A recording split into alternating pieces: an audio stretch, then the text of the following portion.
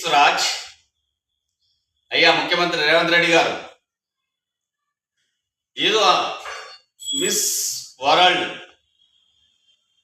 పోటీలు నిర్వహిస్తున్నాం అంటే సరే రాష్ట్రానికి పేరు వస్తుంది కదా.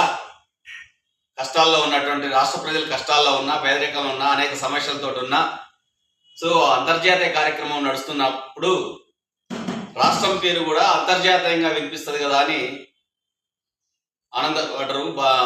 ఓకే అనుకున్నటువంటి సందర్భంలో ఏంది మాట, ఒక మిస్ వరల్డ్ కంటెస్ట్ బ్రిటన్కి చెందిన మహిళ మధ్యలోనే వాటి నుంచి విరమించుకొని తన దేశానికి పోయి తన పట్ల చాలామంది అసభ్యకరంగా ప్రవర్తించారని, నిర్వాహకులు మిస్బిహేవ్ చేశారని బాధ వ్యక్తం చేస్తూ చెప్పటం వల్ల అంతర్జాతీయంగా ఈ వార్త పోయింది. తెలంగాణ మాట అంతర్జాతీయంగా పోయింది.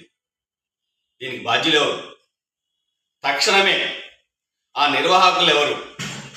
జేఎస్ రంజన్ శాఖ కార్యదర్శి యొక్క ఏం చేస్తున్నాడు? అంతకుముందు ఒక మహిళా అధికారిని ఉండే, ఆమెను తక్షణమే తొలగించి ఇతన్ని పెట్టిరు. కానీ ఇప్పటికి వచ్చిన చెడు పేరు వచ్చింది. తక్షణమే విచారణ జరిపించి కొంతమంది రాజకీయ నాయకులు, స్పాన్సర్స్ అట, మళ్ళీ మినిస్టర్లు కూడా అట పేర్లు వస్తున్నాయి.